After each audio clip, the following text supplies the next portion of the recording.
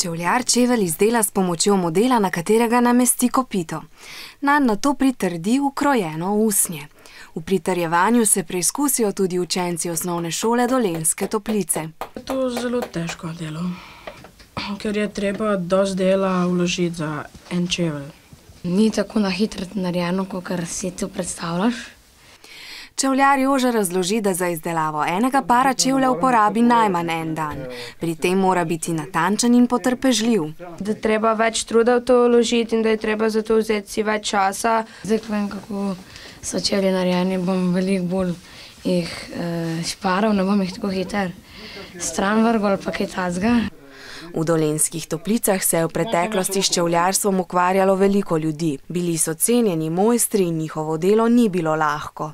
Kot otrok sem zrastel v taki čevljarski družini in sem zelo bil ta poklic. Mislim, da je zanimiv, ampak moraš imeti tudi voljo, veselje, ker drugače tudi uspeha ni.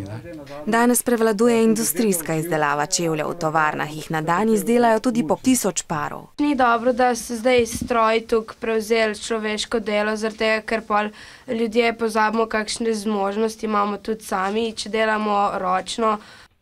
Po obisku čevljarja so tako po svojih zmožnostih izdelali še čevlje iz papirja.